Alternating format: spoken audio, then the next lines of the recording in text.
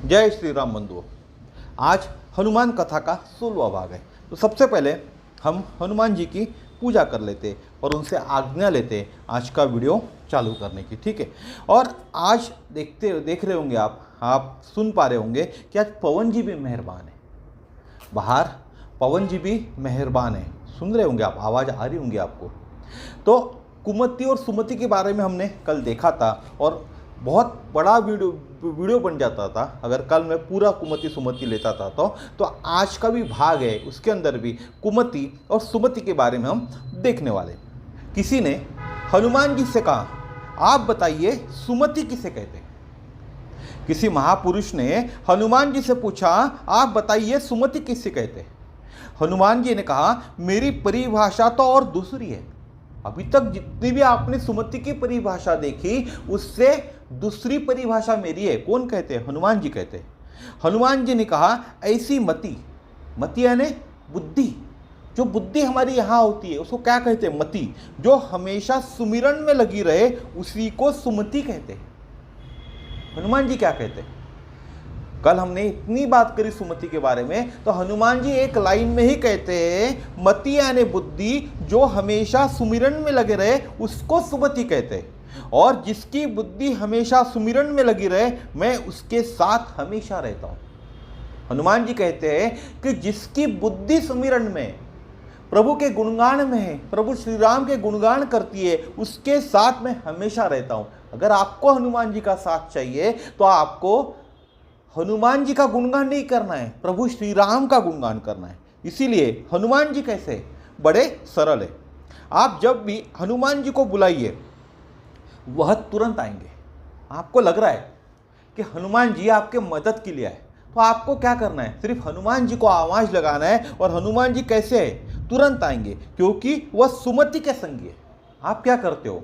आप भगवान का नाम लेते हो। आप क्या करते हो? राम नाम का सुमिरन करते हो। और ऐसे वक्त आपने अगर आवाज लगा दी हनुमान जी को तो हनुमान जी आ जाएंगे, क्योंकि हमेशा वह सुमति के संग है। कुमति निवार सुमति के संगी, कुमति निवार सुमति के संगी। कभी भी कीर्तन हो तो घर में हनुमान जी को बुलाइए। आप अगर घर में कीर्तन कर रहे या प्रभु श्री राम का कोई गुणगान कर रहे तो एक आसन रखिए हनुमान जी के लिए और हनुमान जी को बुलाइए, उनको बोलिए, आपके लिए आसन रखा हुआ है हनुमान जी, यहाँ आकर बैठिए। और हनुमान जी को कहिए, प्रभु का गुणगान सुनिए, आज हमारे घर में प्रभु का कीर्तन रखा है। निश्चित ही वह आकर बैठ जाएंगे, निश्चित ही वह आकर बैठ जाएंगे। क्या है? एक कीर्तन है। कीर्तन की है रात, बाबा आज थाने आनो है। किसके लिए कह रहे हैं? हनुमान जी के लिए कह रहे हैं। कीर्तन की है रात, बाबा आज थानो आने हैं, थाने कोल निभानो है। कीर्तन की है रात, दरबार में यो थारो, ऐसे सजो प्यारो, थे कृपा आज करो। भगंता ने दरस दिखा, हृदय में प्रेम जगा, चरणों को दास करो, सेवा में थारी, बाबा आज बिछ जानो है। थाने कोल निभानो है, कीर्तन की है रात, कीर्तन की है मन में, अब मेहर करो बाबा थे। कीर्तन की है मन में, अब मेहर करो बाबा थे, क्यों अब देर करो। वादो थारो बाबा, कीर्तन में आनो को, कृपा अब ढेर करो, कृपा अब ढेर करो। भजना सु थाने, बाबा आज रिझानो है, थाने कोल निभानो है। कीर्तन की है रात, जो कुछ बनो म्यासु, जो कुछ बनो मैसू, अर्पण प्रभु थाने, प्रभु जी स्वीकार करो। जो कुछ मेरे से बन पा रहा है वह मैं आपको क्या कर रहा हूं? अर्पण कर रहा हूं। और प्रभु आप उसका क्या करो? स्वीकार करो। नादान सु गलती होती ही आई है, प्रभु मत ध्यान धरो। इस नादान से गलती होती आ रही है, उसके ऊपर प्रभु ध्यान मत दो। भगता स्यू ना तो बाबा बहुत पुरानो है, भगता स्यू ना तो बाबा बहुत पुरानो है, थाने कोल निभानो है। कीर्तन की है रात, बाबा आज थानो आने हैं। बहुत ही सुंदर भजन है। जिनका आवाज अच्छा होगा ना, उन्होंने सुरीले आवाज में इस भजन को गाना चाहिए। यह भजन गाने के बाद आपको समझ में आएगा इस भजन की महिमा कितनी अच्छी है। सुमति, जिनकी मति सदा सुमिरन में लगी रहे। सुमति यानी क्या? जिनकी मति, जिनकी बुद्धि सदा प्रभु के सुमिरन में लगी रहे, सदा राम नाम ही जपे और करे राम को ध्यान, तीन की रक्षा करत नीत गदा धरे हनुमान। क्या कहते हैं? सदा राम नाम ही जपे और करे राम को ध्यान। जो राम का ध्यान करता है, जो सदा राम नाम जपता है, तीन की रक्षा करत तीत गदा धरे हनुमान।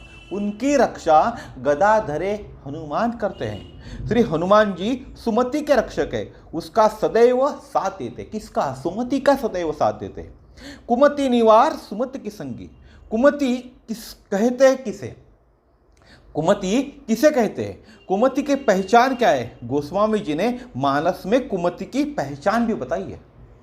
कुमति किसे कहते हैं या कुमति की पहचान क्या है? तो गोस्वामी जी ने मानस के अंदर में कुमति की पहचान बताई है। तब उर कुमति बसी विपरीता, हित अनहित मानहु रिपु प्रीता। यह कुमति का क्या है? संकेत है। जब शत्रु हमको मित्र और मित्र हमको शत्रु लगने लगता है, जब भी हमारा शत्रु हमको मित्र लगता है और मित्र हमको शत्रु लगने लगता है, यह कुमति का संकेत है। आपका कोई शत्रु है और आपको आज वह आपका मित्र लग रहा है, और आपका कोई ऐसा मित्र है जो हमेशा आपको ऐसे शत्रुओं से बचाता है, वह अगर आज आपको शत्रु लगने लग रहा है, तो इसका मतलब आपके जीवन में कुमति आ गई है। आपके जीवन में कुमति आ गई है। तब समझना चाहिए कि भीतर कुमति आ चुकी है। हित करने वाले हमको विरोधी लगने लगते हैं। जो हमारा हित करते हैं वो हमें क्या लगने लगते?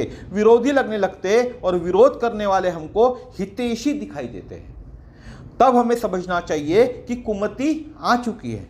जब भगवान के स्वरूप में बुद्धि संदेह करने लगती है, जो भगवान का स्वरूप है उस पर बुद्धि क्या करती है? संदेह करती है। ये जो मति है वह संदेह करने लगती है। बहुत से लोग हैं ना, आज कहते हैं ना कि प्रभु श्री राम का कोई अस्तित्व ही नहीं था, तो वो क्या कर रहे हैं? उनकी बुद्धि संदेह कर रही है भगवान के स्वरूप पर। और सद्गुरु के उपदेश में भी हमें कुतर्क दिखाई देने लगता है। कोई सद्गुरु कह रहा है कि भगवान श्री राम का अवतार इस युग में हुआ था, इस दिन हुआ था, अयोध्या में हुआ था, तो हमें उस पर भी विश्वास नहीं होता। तो जो उपदेश कोई सद्गुरु कर रहे उसमें भी हमें कुतर्क दिखाई देने लगता है। तब समझना चाहिए कुमति आने लग गई है। तब हमें क्या समझना चाहिए कि कुमति आने लग गई है। यह कुमति केवल किसी सामान्य के भीतर ही नहीं आई है। यह जो कुमति है, हम जो सामान्य मनुष्य है, इन्हीं के भीतर नहीं आई है, सती माता के भीतर भी आ चुकी है। यह जो कुमति है, इसने सती माता के भीतर भी प्रवेश किया। ऐसा नहीं है कि सिर्फ हम साधारण मनुष्य के जीवन में कुमति ने प्रवेश किया। एक प्रसंग सुनाऊंगा कुंभज ऋषि के आश्रम से। कौन सा प्रसंग है? कुंभज ऋषि के आश्रम से भगवान शिव और माता सती दोनों कथा सुनकर लौट रहे थे। दंडकारण्य में शिव प्रभु राम का रोते हुए का दर्शन करते हैं। जब दंडकारण्य से जा रहे थे माता सती और शिव, तब शिव प्रभु राम का रोते हुए का दर्शन कर रहे। प्रभु राम रो रहे दंडकारण्य में, और वह दर्शन कौन करते? शिव करते। क्यों रो रहे थे? क्योंकि माता का अपहरण हो चुका था, इसलिए प्रभु रो रहे थे। भगवान को शंकर जी ने दूर से प्रणाम कर दिया। प्रभु श्री राम को शंकर जी ने दूर से प्रणाम कर दिया और कहा, जय सच्चिदानंद जग पावन। क्या कहते शंकर जी? प्रभु श्री राम को दूर से प्रणाम करके क्या कहते हैं? जय सच्चिदानंद जग पावन। ये जो जय सच्चिदानंद जग पावन करके जो मंत्र है ना, इस मंत्र की बहुत विशेषता है।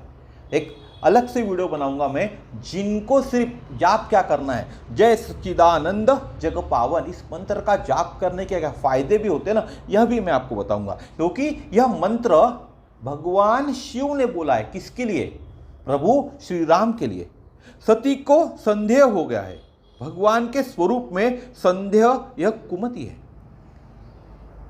जब शिव जी बोलते हैं जय सच्चिदानंद जग पावन, तब सती को क्या हो गया? संदेह हो गया। एक रोते हुए आदमी को देखकर जब शिव जी कह रहे हैं जय सच्चिदानंद जग पावन, तो सती को यह देखकर संदेह हो गया। और भगवान के स्वरूप में संदेह, यह कुमति है। प्रभु श्री राम क्या है?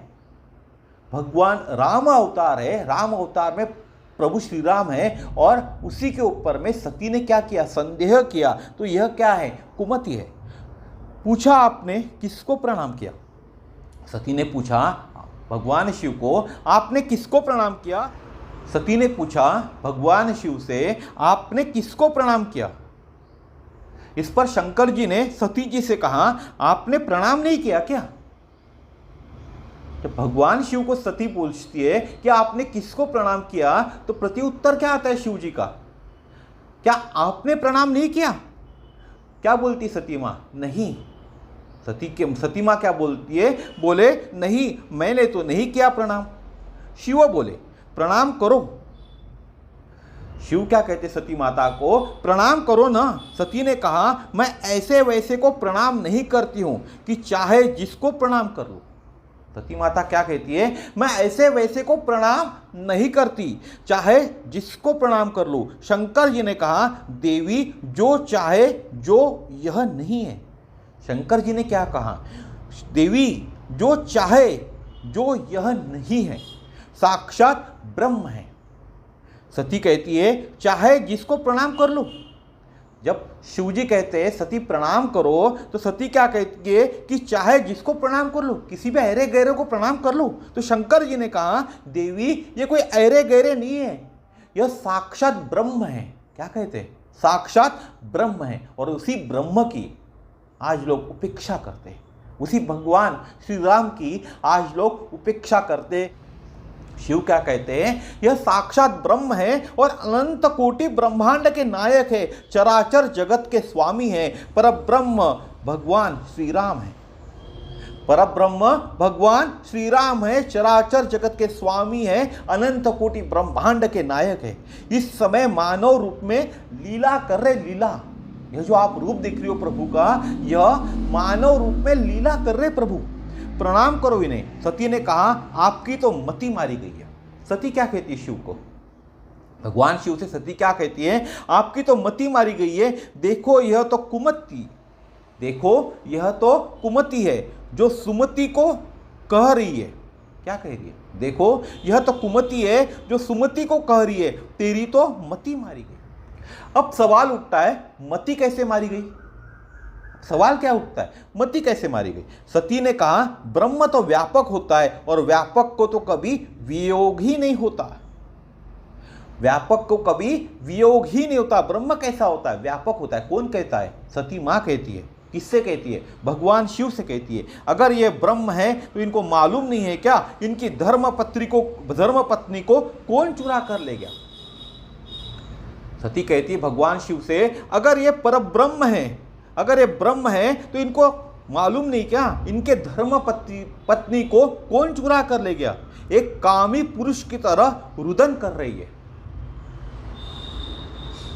सती को प्रभु श्री राम के अंदर में कामी पुरुष नजर आया और क्या कहती है, यह कामी पुरुष की तरह रुदन कर रहे। शंकर जी ने कहा यह तो लीला का एक भाग है, यह तो लीला का एक छोटा सा पार्ट है, छोटा सा भाग है। इस समय प्रभु लीला में है, इसीलिए लीलाधारी को प्रणाम करो। फिर कहते शंकर प्रभु इस समय लीला कर रहे और इसीलिए सती लीलाधारी को प्रणाम करो। सती क्या बोली, नहीं मैं प्रणाम नहीं करूंगी, मैं पढ़े लिखे बाप की बेटी हूं, चाहे जिस किसी को प्रणाम नहीं करती। आज जो युवतियां बहुत अधिक पढ़ लेती है, आप उनको किसी साधु को प्रणाम करने कहोगे तो वो क्या कहती है, हर किसी की बात नहीं कर रहा हूं, कुछ लोग होते हैं क्या कहते हैं, मैं पढ़े लिखे बाप की बेटी हूं, इतना पढ़ाया मुझे मेरे बाप ने, चाहे जिस किसी को प्रणाम नहीं करती मैं। बंधु हो, इसी को क्या कहते हैं, कुमति कहते हैं। जो न भगवान को प्रणाम करे और जो न बड़ों को प्रणाम करे उसको कुमति कहते हैं। किसको कुमति कहते हैं? आज आपके घर में देखिएगा कितने छोटे लोग हैं, छोटे लोग इट मीन्स उम्र में जो कम है, या अपने माता पिता को रोज कौन प्रणाम करके घर से निकलता है? अपने माता पिता, अपने गुरुजन को रोज प्रणाम करके कौन घर से निकलता है?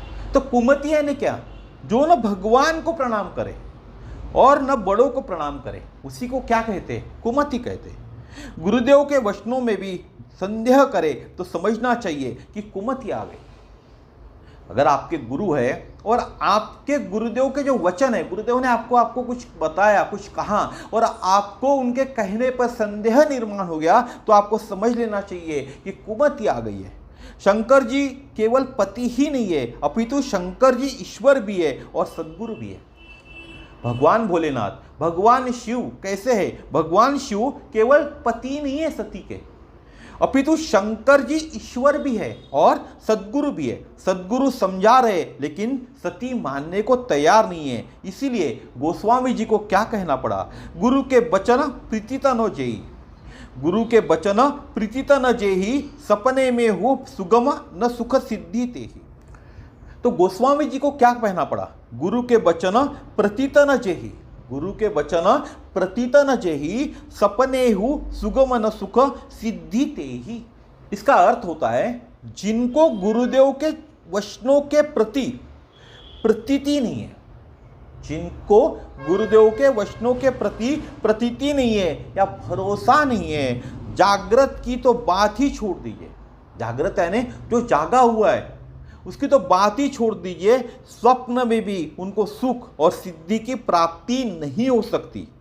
स्वप्न में भी उनको सिद्धि और सुख की प्राप्ति नहीं हो सकती जो गुरु के वचनों पर भरोसा नहीं करता। और यहाँ गुरु कौन थे? साक्षात शिव थे। इसके विपरीत क्या होता है? जे ही गुरु चरण रेणु सिर धरई, ते जनु सकल विभव बस करही। यह गुरु कृपा की महिमा है। जिनको गुरुदेव के चरणों में भरोसा है वे सारे वैभव के मालिक बनते हैं। जिनको गुरु चरणों पे विश्वास नहीं है उनको सुख और सिद्धि की प्राप्ति नहीं हो सकती। लेकिन इसका विपरीत क्या है? गुरु कृपा की जो महिमा है, जिनको गुरुदेव के चरणों में भरोसा है वे सारे वैभव के क्या बनते? मालिक बनते। सारे वैभव उसके वशीभूत होकर आते हैं। गुरुदेव के चरणों की रज को अपने सिर पर धारण करना, यह इसका अर्थ है। इसका अर्थ क्या है? गुरुदेव के चरणों की रज को अपने सिर पर धारण करना, यह इसका अर्थ है। अब जिन्होंने यह पुस्तक लिखी है, जिन्होंने ये कथा लिखी है, वो क्या कहते हैं? किंतु मुझे तो यह अर्थ सही नहीं लगता, क्योंकि रावण ने तो सिर्फ चरणों की रज को ही नहीं, क्या कहते हैं?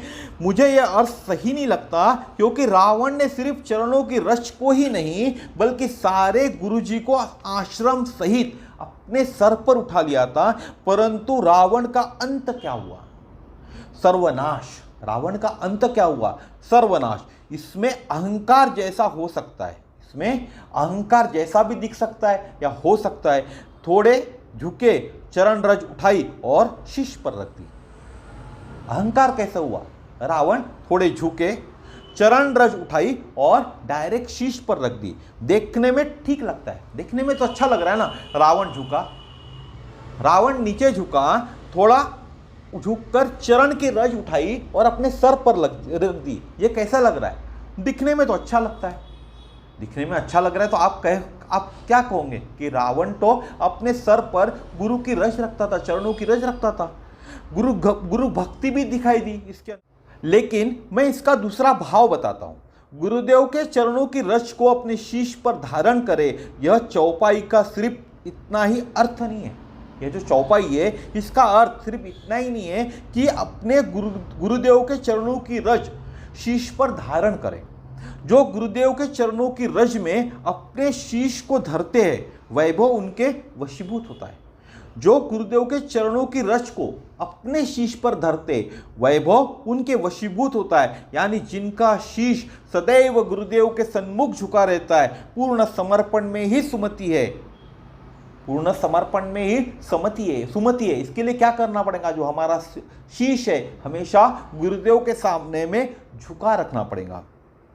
और जो गुरुदेव के भगवान के वचनों पर स्वरूप पर संदेह करते उसको कुमति कहा जाता है। लेकिन ऐसे भी लोग होते जो गुरुदेव के भगवान के वचनों पर या उनके स्वरूप पर संदेह करते, उसको कुमति कहा जाता है। इसका बहुत अच्छा उदाहरण आप देखोगे तो महाराष्ट्र में जो ज्ञानेश्वर महाराज हो गए, ज्ञानेश्वर महाराज हो गए, उनके स्वरूप पर भी लोग संदेह करते थे। तो वो संदेह जो करते थे वह क्या हो गई, वह कुमति हो गई। लेकिन हमारा स्वभाव है इस संसार पर तो भरोसा करते। हम मनुष्य का क्या स्वभाव है, यह जो संसार है इस पर तो हम भरोसा करते। आपको कितने लोग मिलेंगे जो कहेंगे कि भगवान कहाँ है, किसने देखा है, कौन कहता है कि भगवान है।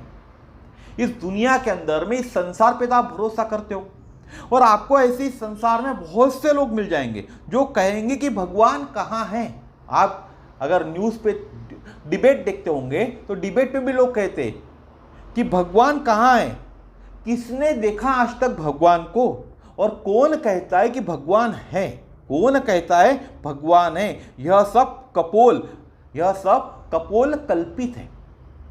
कुछ लोग कहते हैं ना कि यह सब भगवान है नहीं, यह जो कहते कि भगवान है, तो देखा क्या आपने भगवान को, भगवान है नहीं। यह सब कपोल कल्पित बातें, ऊपर ऊपर की बातें, किसी के पास कोई प्रमाण नहीं है, किसी के पास कोई प्रमाण नहीं है ईश्वर के अस्तित्व का।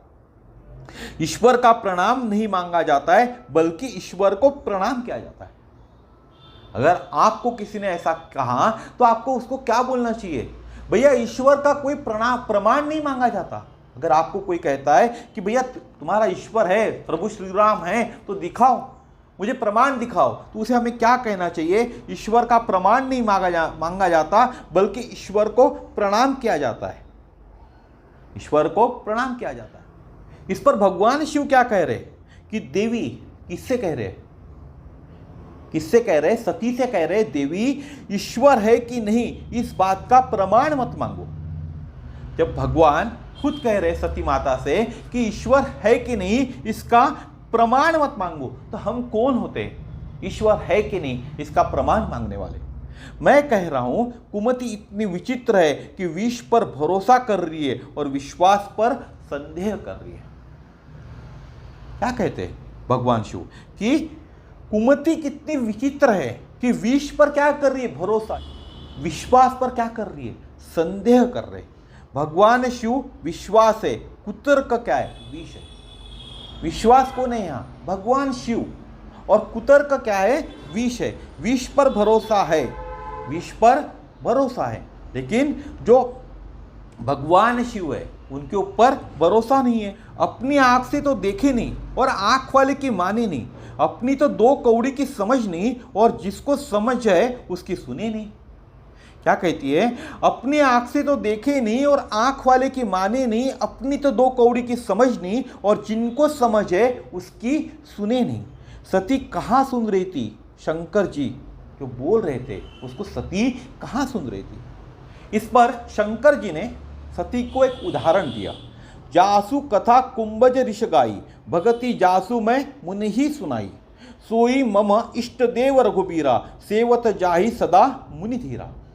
क्या कहते भगवान शिव सती को, जासु कथा कुंभज ऋषि गाई, भगति जासु मैं मुनि ही सुनाई, सोई मम इष्ट देव रघुबीरा, सेवत जाहि सदा मुनि धीरा।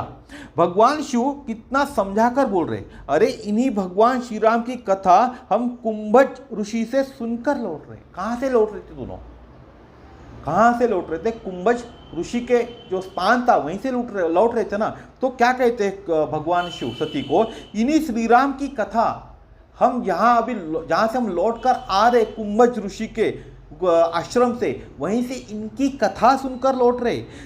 उनकी भक्ति का वरदान में कुंभज ऋषि को देकर आ रहा हूँ, और प्रमाण दे दिया भगवान ने। भगवान शिव क्या कहते, भगवान शिव सती से कहते हैं उनकी भक्ति का वरदान मैं कुंभज ऋषि को देकर आ रहा हूँ। यानी कुंभज ऋषि का जो भक्ति थी प्रभु के ऊपर में, उसका जो वरदान था मैं उनको ऑलरेडी देकर आ रहा हूँ, और इसका प्रमाण भी दिया है। मुनि धीर जोगी सिद्ध सतत विमल, मन जेहि ध्यावही, कही नेति निगम पुराण आगम, जासु किरत गावही, सोई रामु व्यापक ब्रह्म, भुवन निकाय पति माया धनी, अवतेरु अपने भगत हित निज तंत्र, नीत रघुकुल मणि। क्या कहते, क्या प्रमाण दिया, अरे देवी, सती माता को कहते अरे देवी ऋषि मुनि, कौन, ऋषि मुनि योगी ज्ञानी, जो ध्यान करने वाले, जो ऋषि मुनि है, जो योगी है और जो सिद्ध है, संत निरंतर, जो सिद्ध है, जो संत है, वो निरंतर निर्मल मन में जिनका ध्यान करते, तथा जो वेद पुराण है वो क्या कहते, नेति नेति, क्या कहते, नेति नेति कहकर जिनकी कीर्ति गाते, उन्हीं सर्वव्यापक समस्त ब्रह्मांडों के स्वामी मायापति नित्य ब्रह्म रूप भगवान श्री राम ने अपने भक्तों के हित के लिए रघुकुल मणि के रूप में अवतार लिया है। तो भगवान श्री राम का जो अवतार था वो किसके लिए हुआ था? रघुकुल मुनि के रूप में अवतार उन्होंने लिया था और भक्तों के हित के लिए अवतार लिया था, भक्तों के हित के लिए अवतार लिया था। मैं निवेदन कर रहा हूं कि इनको प्रणाम करो। फिर से कहते भगवान शिव सती को, मैं आपसे निवेदन करता हूं देवी, इनको प्रणाम करो। सती ने कहा, आप हमेशा भांग के नशे में रहते, मैं पढ़े लिखे बाप की बेटी हूं, मैं बिना ठोक बजाए प्रणाम नहीं कर सकती। क्या करना चाहती हो? बोले, पहले यह ब्रह्म है या नहीं, मैं इनकी परीक्षा करना चाहती हूँ, मैं इनकी परीक्षा लेना चाहती हूँ। क्या कहती है सती माँ भगवान शिव से? यह ब्रह्म है, जो श्री राम है, यह ब्रह्म है क्या नहीं, इनकी परीक्षा लेनी चाहती हूँ। इस पर शंकर जी ने कहा, देवी भगवान परीक्षा से नहीं बल्कि जिज्ञासा से मिलते हैं। वेद कहता है, अथा तो ब्रह्मा जिज्ञासा अथा तो भक्ति जिज्ञासा। क्या कहता है वेद? अथा तो ब्रह्मा जिज्ञासा अथा तो भक्ति जिज्ञासा। ब्रह्मा जिज्ञासा का विषय, चर्चा का विषय नहीं है। ब्रह्मा किसका विषय है? जिज्ञासा का विषय, कोई चर्चा का विषय नहीं है। चार लोगों में चर्चा करने वाला विषय ब्रह्म नहीं है, शोध का विषय नहीं है। जो लोग शोध करना चाहते ब्रह्म के ऊपर, तो शोध का भी विषय नहीं है। किसी सद्गुरु के चरणों में विनम्र भाव से जिज्ञासा प्रकट करे तभी कुछ प्राप्त होगा। आज के युवा वर्ग अगर ब्रह्म को खोजना चाहते तो ब्रह्म चर्चा कर कर नहीं मिल सकता, शोध कर कर नहीं मिल सकता। उन्हें किसी सद्गुरु के चरणों की शरण लेना होगा और उनको विनम्र भाव से जिज्ञासा प्रकट करे, ब्रह्म के बारे में जिज्ञासा प्रकट करे, तभी कुछ प्राप्त होगा। यह परीक्षा का विषय नहीं है। बुद्धि परीक्षा लेती है और भक्ति परीक्षा देती है, और जो भगवान तथा अपने गुरु की परीक्षा ले वह कुमति है। क्या कहते हैं? जो भगवान अथवा अपने गुरु की परीक्षा ले वही कौन है? वही कुमति है। कई लोग गुरु की भी परीक्षा लेते, उनको कुछ आता है या नहीं। इस जगत के अंदर में लोग गुरु बनाना तो चाहते, लेकिन गुरु बनाने से पहले उस गुरु की परीक्षा लेते, उस गुरु की परीक्षा लेते और ये देखना चाहते कि उस गुरु को कुछ आता है या नहीं, कुछ सिद्धि है क्या नहीं, उस गुरु के पास किसी प्रकार की सिद्धि है क्या नहीं। अगर आपका गुरु सिर्फ राम नाम ले रहा है तो ये कितनी बड़ी सिद्धि है। विचार करिए, यह कितनी बड़ी सिद्धि है। आज पति की बात भी पत्नी नहीं मान रही है और ईश्वर की बात भी नहीं मान रही है। एक पत्नी एक पति की, सती कौन थी? भगवान शिव की पत्नी थी, लेकिन एक पत्नी पति की बात भी नहीं मान रही और दुनिया की हर स्त्री अपने पति को बेवकूफ़ समझती है। ऐसा मैं ही नहीं कह रहा हूँ, जिन्होंने यह लिखा है वह कह रहे हैं। ऐसा पूज्य मुरारी बापूजी कहते हैं। जिन्होंने किताब लिखी वह भी नहीं कह रहे। आपने मुरारी बापूजी के अगर रामायण सुनी होंगी तो मुरारी बापूजी कहते हैं कि हर स्त्री, इस दुनिया की हर स्त्री अपने पति को बेवकूफ़ समझती है। ये कौन कहते? मुरारी बापू कहते हैं। हो सकता है कि विनोद व्यंग में कहते हो सकता है मुरारी बापू यह बात विनोद व्यंग में कहते हो, क्योंकि उनकी रामायण जो सुनता है ना एक बार तो तल्लीन हो जाता है सुनने में। हो सकता है यह मुरारी बापू का खुद का अनुभव हो, लेकिन देखने में थोड़ा थोड़ा आता तो है। अगर आप शोध करूंगी इस बात पर तो देखने में थोड़ा थोड़ा तो आता है। सबकी बात मानेंगी किंतु पति को वह मूर्ख ही कहेंगे। पत्नी पूरी दुनिया की बात मान लेंगी, लेकिन कभी पति ने कुछ कह दिया तो पति को क्या कहेंगे? तुम मूर्ख हो, तुम्हें समझता नहीं है।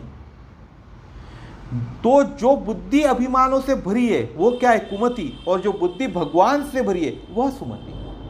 तो जिस बुद्धि में अभिमान है वह क्या है? कुमति। और जिस बुद्धि के अंदर में भगवान है वह सुमति है।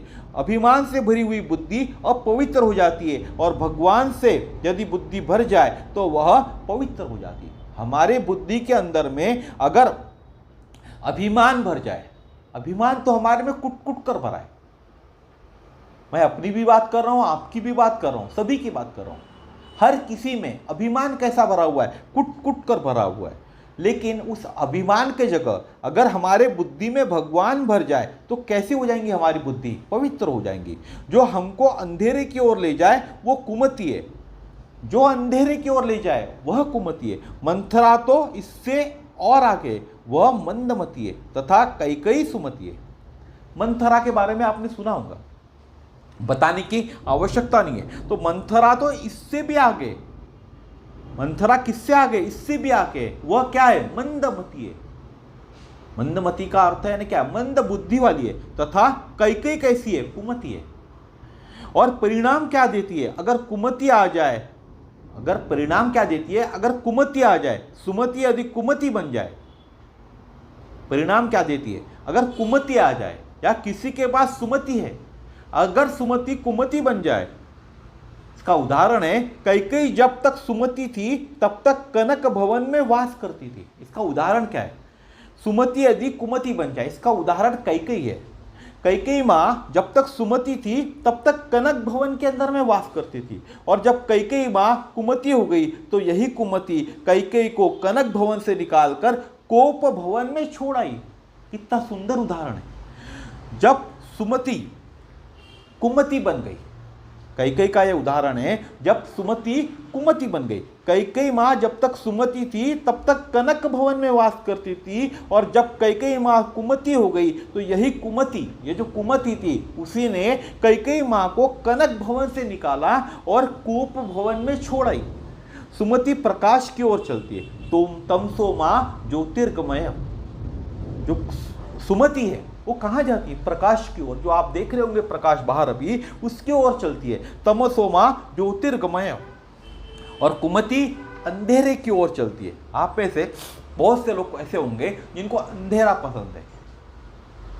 बहुत से लोग ऐसे होते हैं जिनको अंधेरा पसंद है, यानी रात के अंधेरे में काम करना ज्यादा पसंद है। तो कुमति अंधेरे की ओर जाती है। इसका अर्थ आप समझ सकते हो। चोरी चपेट, चोरी करना, डाका डालना, ये कौन है? अंधेरे में करे हुए काम है।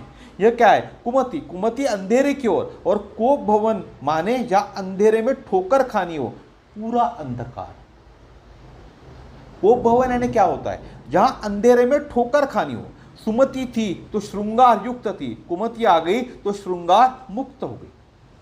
जब तक सुमति थी तब तक कैकेयी माँ कैसी थी? श्रृंगार युक्त थी। और कुमति आ गई तो श्रृंगार से कैसी हो गई? मुक्त हो गई, विधवा हो गई, विधवा। जब तक कैकेयी माँ के पास सुमति थी तो श्रृंगार युक्त थी, और कुमति आ जाने के बाद श्रृंगार मुक्त हो गई, विधवा हो गई। सदा सदा के लिए शरीर के अंगों से श्रृंगार उतर गया। सुमति थी तो जय जयकार, कुमति आ गई तो हाहाकार मच गया। बेटा भी माँ कहने को तैयार नहीं। सुमति यह वह है जो हमको उत्सव से आनंद से भर दे।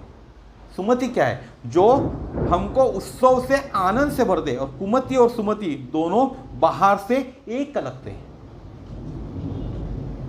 आपको फर्क समझ भी नहीं आएगा कुमति अच्छी है क्या सुमति। दोनों आपके सामने में खड़े कर दिए, भाई एक ये कुमति है और ये सुमति। दोनों दिखने में सरीके दिखते हैं, दोनों में कोई भी फर्क नहीं है। क्या कहते हैं?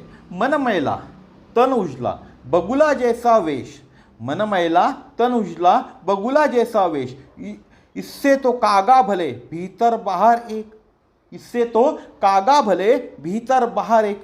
मूर्ख हमेशा भगवान की परीक्षा लेते। दो मूर्ख एक बार भगवान की रचना में दोष ढूंढने निकले। कहानी बताता हूं। भगवान, मूर्ख जो होते हैं ना, वो क्या करते हैं? हमेशा भगवान की परीक्षा लेते हैं। तो इस जगत के अंदर में दो मूर्ख थे, और एक बार भगवान ने जो रचना की थी उसमें दोष ढूंढने के लिए निकल पड़े। दोष ढूंढने के लिए। इनमें भगवान में गुण ढूंढने की इच्छा नहीं हुई। यह क्या है? कुमति है। दो मूर्खों को भगवान ने जो रचना की थी उसके अंदर उनको दोष ढूंढना था और उसके लिए निकल गए, लेकिन भगवान ने जो रचना की थी उसके अंदर में गुण ढूंढने की उनको इच्छा नहीं हुई, उनको बुद्धि नहीं हुई। यही क्या है? कुमति। अब ये दोनों मूर्ख भगवान के अंदर दोष ढूंढने लगे। अब असल बात तो है कि दोष तो प्रभु में होता ही नहीं, लेकिन यह दो मूर्ख उन्हीं में दोष खोजने लगे।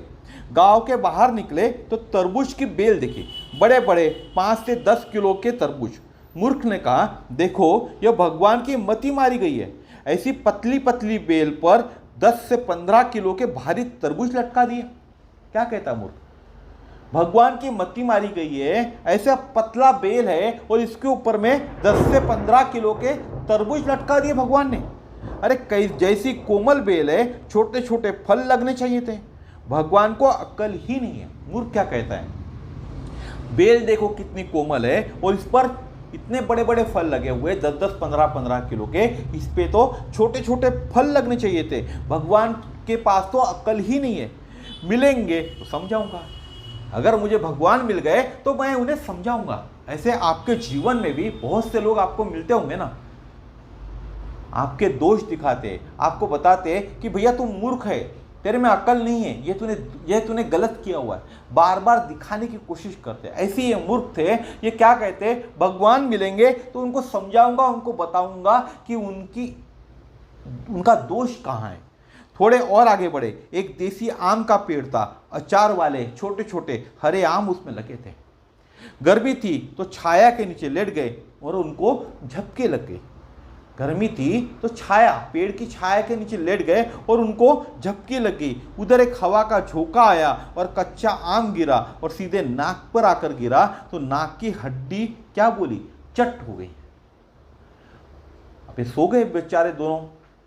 वहां छाव दिखी उनको, छाव का आनंद लेने के लिए, या गर्मी से परेशान हो रहे थे तो गर्मी से राहत पाने के लिए उस पेड़ की छाव में सो गए।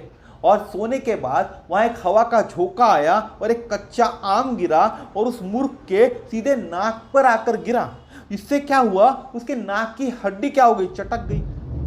जब नाक की हड्डी टूट गई तो एकदम चीख कर बोले, बोले हो गया फैसला। क्या फैसला? बोले हम ही पागल है, भगवान ने जो कुछ भी किया है ठीक ही किया है।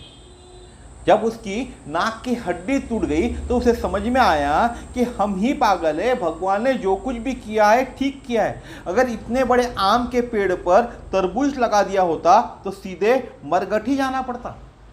उसको अक्ल आ गई, वो क्या कहता है? अगर इतने बड़े पेड़ पर, जो आम का पेड़ है, वहाँ इतने बड़े बड़े अगर तरबूज लगते और तरबूज मेरे नाक पर गिर जाता तो सीधे मरघटी जाना पड़ता। तो जो भगवान में दोष ढूंढ ले उसको क्या कहते? कुमति कहते। जो भगवान के अंदर दोष ढूंढ ले उसको क्या कहते? कुमति कहते। जिसको सर्वत्र भगवान दिखाई दे उसे सुमति कहते। हर जगह, हर वस्तु में जिसको भगवान दिखाई देता है वह क्या है? सुमति है। और जो भीतर रहता है वही बाहर दिखाई देता है। जो मनुष्य के भीतर होता है, अब भीतर अगर कुमति है तो बाहर भी कुमति दिखेंगी, भीतर अगर सुमति है तो बाहर भी सुमति दिखेंगी। ऐसे एग्जाम्पल आपके जीवन में आपने रोज देखे होंगे। कुमति और सुमति के एग्जाम्पल आपको कहीं किसी और को जाकर, किसी और के घर में जाकर ढूंढने की जरूरत नहीं है। आप अपने में झांको, अपने परिवार में झांको, सुमति और कुमति के उदाहरण आपको अपने घर में देखने मिलेंगे। जो भीतर रहता है वही बाहर दिखाई देता है। अगर कुमति भीतर है तो कुमति दिखेंगी बाहर, अगर सुमति भीतर है तो सुमति दिखेंगी बाहर। श्री हनुमान जी के हृदय में राम है तो सर्वत्र राम ही राम दिखाई देते। हनुमान जी कैसे? हनुमान जी के हृदय में क्या है? राम। जब हनुमान जी ने हृदय फाड़कर दिखा तो क्या दिखा उनके अंदर में? राम। तो इसीलिए सर्वत्र राम ही राम दिखाई देते। चंद्रमा के प्रसंग में जब प्रभु ने यह पूछा कि चंद्रमा में काली क्यों है, चंद्रमा का प्रसंग आपने सुना होगा। प्रभु ने पूछा चंद्रमा में काली क्यों है, तो सब ने अपने अपने हिसाब से उत्तर दिया। किसी ने कहा कि रति का सारा भात निचोड़ दिया गया, किसी ने कहा कि अमृत निचोड़ दिया गया, किसी ने कहा गुरु का कलंक लगाए, किसी ने कुछ। हनुमान जी से पूछा तो हनुमान जी ने कहा प्रभु कोई बड़ी बात नहीं है, चंद्रमा आपका दास है, आपका सुमिरन 24 घंटे करता है, तो आपकी मूरत उसके हृदय में बस गई है, इसीलिए वही श्यामलता का प्रभाव है, उसी के कारण से वह श्यामल रूप से धरे। हनुमान जी की सुमति सर्वत्र भगवान के सुमिरन में लगी है। जो हनुमान जी की सुमति है वह हर जगह सर्वत्र प्रभु श्री राम के सुमिरन में लगी है। और सुमति माने जो भगवान की सेवा में लगी है। सुमति माने क्या? जो भगवान के सेवा में लगाए, जो परोपकार में लगाए, धर्म में लगाए। सुमति माने जो अति शुभ में लगाए, वही सुमति है। हनुमान जी सुमति के साथ में लगे और उसी सुमति के साथ हनुमान जी लगे हुए। एक बहुत ही अच्छा सवाल प्रभु श्री राम ने अपने लोगों से पूछा। प्रभु श्री राम बैठे हुए थे लोगों से घिरकर, तो लोगों से पूछा कि चंद्रमा में काली क्यों है, तो सबने अपने अपने हिसाब से उत्तर दिया। किसी ने कहा कि रति का सारा भात निचोड़ दिया गया, किसी ने कहा कि अमृत निचोड़ दिया गया है, किसी ने कहा कि गुरु का कलंक लगा है। किसको? चंद्रमा को। किसी ने कुछ कहा। अब इसके बाद भगवान गए हनुमान जी के पास।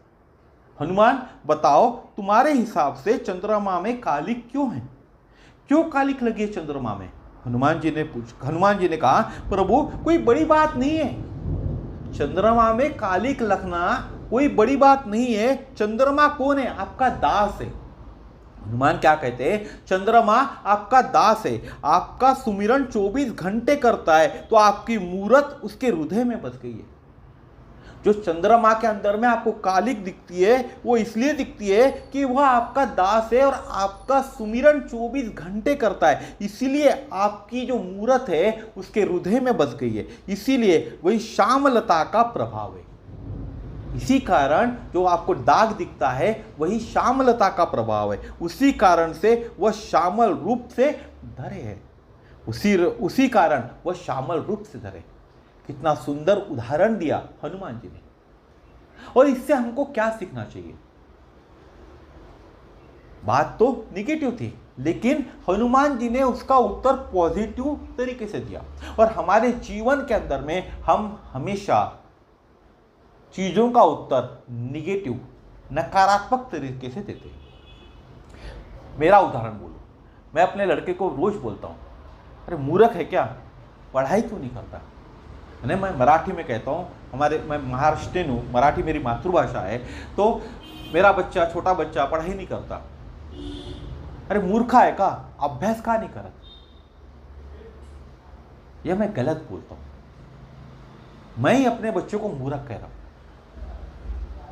उल्टा यह कहना चाहिए था मुझे कि अरे भाई होशियार है तू, बहुत होशियार है, और थोड़ी पढ़ाई कर ले और अच्छे मार्क मिलेंगे। क्या कहना चाहिए था मुझे?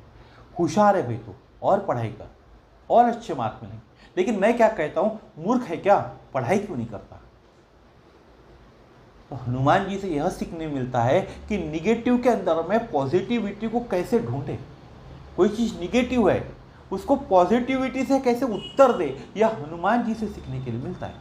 तो आज का वीडियो हम यही खत्म करेंगे, यानी यही समाप्त करेंगे। और सबसे पहले हनुमान जी की आरती करेंगे। आरती के सिवाय वीडियो खत्म नहीं हो सकता। आरती मंगलकारी की, पवन सुत अति बलधारी की, गले में तुलसी की माला, बजाए मृदंग करताला, हृदय में दशरथ के लाला, भाले पे तिलक, अनोखी झलक, कथा की ललक, मधुर छवि जन हितकारी की, पवन सुत अति बलधारी की। आरती मंगलकारी की, पवन सुत अति बलधारी की, जगत के दुर्लभ जितने काज, कृपा से देते सवई नवाज, नाम से भागत भूत पिशाच, राम के दूत अंजन के पूत, बड़े मजबूत, कठिन कलि कलमलहारी की, पवन सुत अति बलधारी की। आरती मंगलकारी की, पवन सुत अति बलधारी की। साधु संतन के रखवारे, सभी भक्तन के अति प्यारे, विराजत राघव के द्वारे, श्री मंगल करण सकल भय हरण, मुदित मन करण, राम के आज्ञाकारी की, पवन सुत त्रिबलधारी की आरती मंगलकारी की, पवन सुत त्रिबलधारी की आरती। सब जन मिल गावे, कृपा तब हनुमत की पावे। मनोरथ पूर्ण हो जावे, दयानिधि नाम सकल गुण धाम। ज्ञान की खान अष्ट सिद्धि नवधिकारी की, पवन सुत त्रिबलधारी की आरती मंगलकारी की, पवन सुत त्रिबलधारी की। बोलिए श्री हनुमान महाराज की जय, श्री गुरुदेव भगवान की जय। हरे राम राम राम हरे हरे, हरे कृष्ण कृष्ण हरे हरे, हरे राम राम राम हरे हरे, हरे कृष्ण कृष्ण हरे हरे। लगता है आज हनुमान जी भी परीक्षा लेने के मूड में। बार बार लाइट जा रही है, बार बार अंधेरा हो रहा है और हम अंधेरे से उजाले की ओर कैसे जाते, यह मेरे को लगता है हनुमान जी देखना चाहते। इसीलिए बार बार रुकावटें आ रही थी, लेकिन हमने आरती पूर्ण की क्योंकि कट करके मैंने लगाया हूँ वीडियो। बार बार लाइट जा रही थी, उसके बाद भी हमने आरती पूर्ण करी। हो सकता है हनुमान जी हमारी परीक्षा लेने की फिराक में थे।